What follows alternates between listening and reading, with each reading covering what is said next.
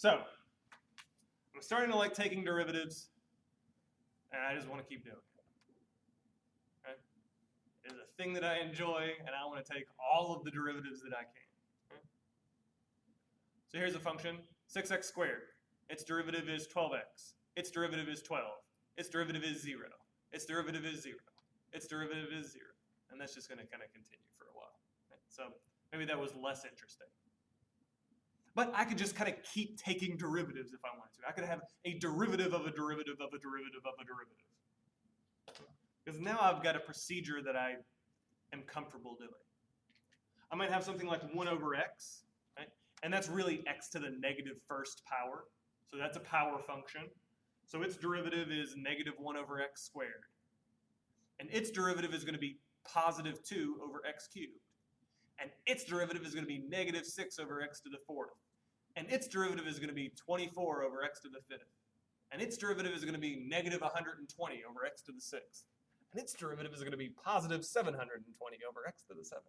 And just keep going all day. This one's never going to end, right? If I just keep following the pattern, it's just going to go and go and go and go and go. So that's fun. Or if I have something like the square root of x, I get 1 over 2 root x, and then I get negative 1 over 4 square root of x cubed. It's getting weird now. I'm just going to kind of like let that drift. But I could keep taking derivatives. Right? So I better come up with some notation for this. The derivative of f of x is f prime of x. It's written that way. So the derivative of f prime of x, I'm going to add a prime to it. So it's f double prime of x, f prime prime. So this is the second derivative of f. Right? The derivative of the derivative, I call it the second derivative. It is 2 derivatives deep. And we call it f double prime. So new notation for this idea of just keep taking derivatives. So the derivative that is 2 derivatives in is the second derivative. Using prime notation, I would call that f double prime.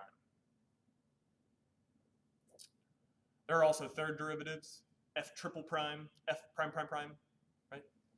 There are fourth derivatives and fifth derivatives and nth derivatives. You could have a 100th derivative or a 101st derivative, 120th derivative.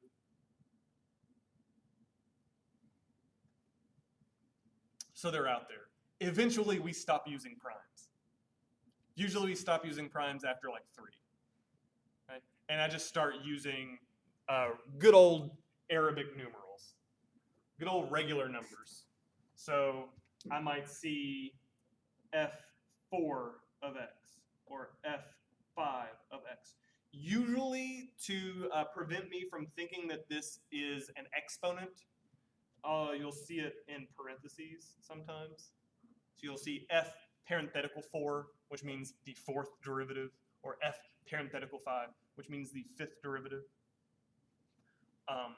If you were to continue in your calculus education, it would be a while before you saw any good reason to have that high of a derivative.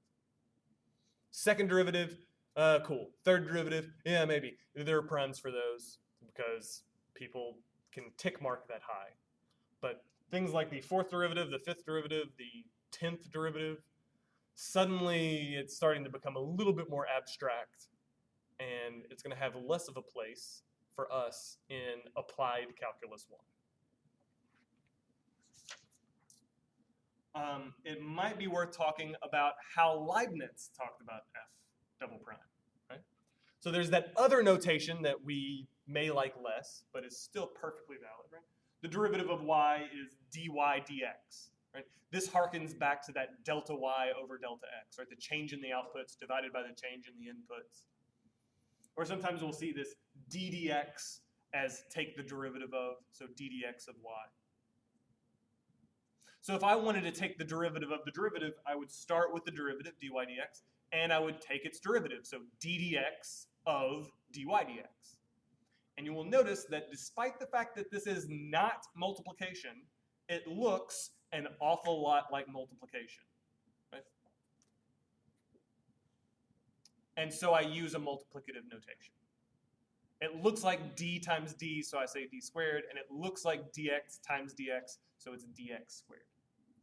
It is worth noting again that this is not multiplication. Taking the derivative of the derivative is not multiplying things. Right? It's a whole process, right? This is like saying jump rope times jump rope, right? This is a verb. I'm taking the derivative of something, and then I'm taking the derivative of that thing again. I wouldn't jump the jump, right? So multiplication isn't exactly, but I use that notation, and this tends to kind of favor multiplicative types of simplification. So we stick with that. It's weird, I know. I like y double prime a lot better too, right? Y double prime, much easier to write. Again, the reason that we might not do that is that y double prime doesn't tell us what the derivative is in respect to, what, right? Is it y double prime with respect to x? Is it how y is changing if x is changing? If t is changing? If q is changing? If small picture of an elephant is changing? Right? Who knows? So the advantage that the Leibniz notation has is it tells you exactly what is changing with respect to what, right? X is changing, and I want to measure how y changes in response to that. So that's why we're stuck with things like this. So d squared y over dx squared, or d cubed y over dx cubed. This is the second derivative and the third derivative, respectively, using the Leibniz notation. So if you see that, you can just kind of like in your head process it as double prime or triple prime, respectively. So higher derivatives, they exist. They're easy enough for us to take. You just keep taking the derivative. The question we might have then is, what does it tell me about f, if anything? Right? What good is it? Sure, I can find out what it is, but what use might it have? Okay. So remember that derivatives are instantaneous. Everybody should probably be like speaking along with me by this point, right? What are the next two words, next three words? Rates of change. Yeah, rates of change. Like the word of the day or something like that. Everybody screams. Yep. So this is the rate of change of the first derivative, right?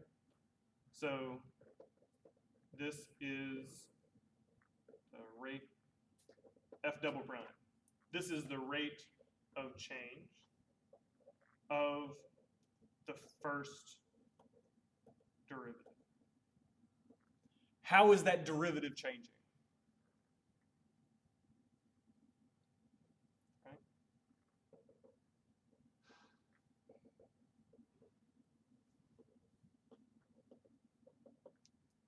How is the slope changing? Right? The first derivative is the slope of the curve. So f double prime is telling me whether that slope is changing, right? F double prime equals 0. Slope not changing. Right? F double prime of a bigger than 0. If I have a positive change, that's telling me that slope is what? Increasing. Right? The derivative of f prime is positive. That means that f prime is increasing. What does that look like? So here's a really negative slope. Right?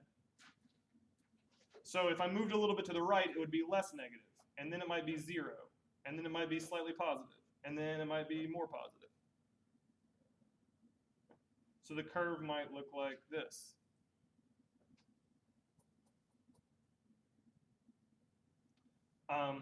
F double prime of a number being less than 0, slope is decreasing. So if f prime were really positive, right? So f prime being really positive, that's f prime being really big.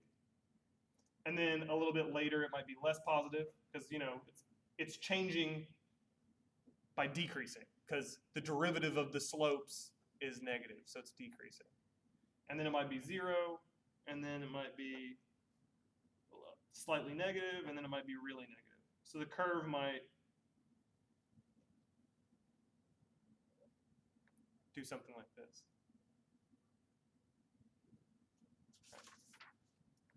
Geometrically,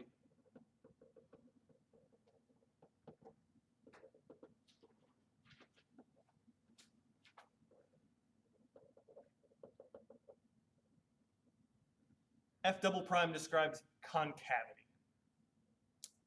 That's what we call it. Right? Concave up, what does that mean? It means like a cup. It means that if you connect two different points on that interval, that the secant line that connects them will be above the curve. I like to think of it that way. You may also think of it as all of your tangent lines lie below the curve. So the curve lies above the tangent line. Right? So here's a tangent line, here's a tangent line, here's a tangent line. It looks like the curve is sitting on top of those, so it's concave up. That has less to do with the way that concavity is described in geometry, so that's why I kind of like the secant line idea. You can notice that you can be concave up and increasing. Here's something that is increasing and concave up. You could also be concave up and decreasing. Here's something that is decreasing and concave up. You don't have to have both. You don't have to have both sides of the cup. Something like e to the x has this shape, right, as a function. So it's always increasing, but it's just always concave up. So you don't have to have both. Right? F double prime isn't telling us the same information that F prime is telling us, right? F prime, the first derivative, was telling us about increasing, decreasing. F double prime is just telling us how that's changing. So the value that F prime has doesn't tell you anything about F double prime. So increasing or decreasing doesn't tell you anything at all about whether it's concave up or not. F double prime is what tells you about concavity. Concave down was that second shape that we saw. If I have to put a rhyme to it, I might say like a frown. So concave up like a cup, concave down like a frown. You will notice that you may be concave down and increasing, or you may be concave down and decreasing. Again, concavity doesn't have anything to do with whether it's increasing or decreasing. F prime is telling us increasing, decreasing. F double prime is telling us concave up, concave down. And F is telling us where it is. So F is where, F prime is how steep, and F double prime is how curved, effectively, right? So F, where, F prime, how steep, F double prime, how curved,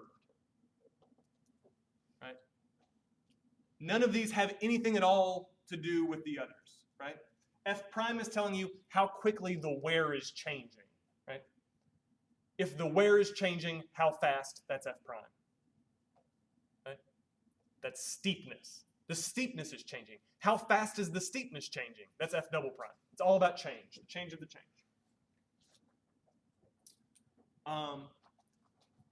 So that's concavity and the second derivative. So that's something that it's telling us. What about it in an application? So that's the geometry of it. What if the function represented something that we were familiar with, like position along a straight line? Okay. So S of t is position on a line at time t. Right? Well, you might think of it as displacement from the origin, right? How far have you gone, right? How far are you from where you started? S of t. S prime of t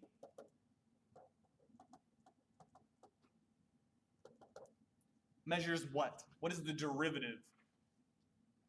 If the function is telling you where you are along a line, what does the derivative tell you?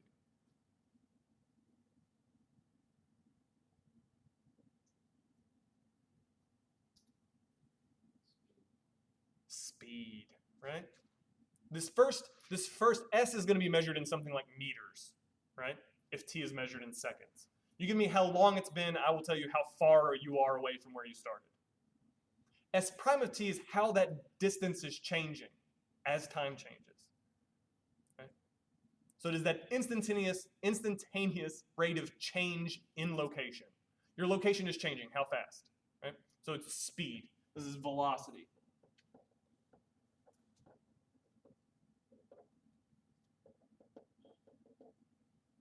What would the second derivative measure?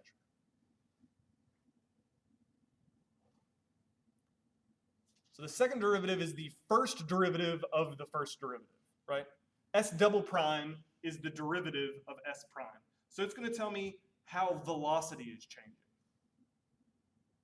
Right? How fast is your speed changing?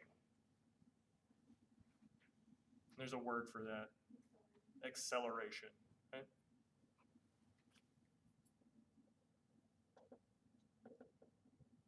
Right? So if S is position, S double prime will be acceleration. Right? If S is in meters, S prime might be in meters per second, and S double prime might be meters per second squared, if you wanted units. Right? Meters per second per second. Okay? Each time we take a derivative, time is changing a little bit, so we're dividing, right, by another unit of measure for whatever our input is. There is a name for S triple prime. It's called the jerk.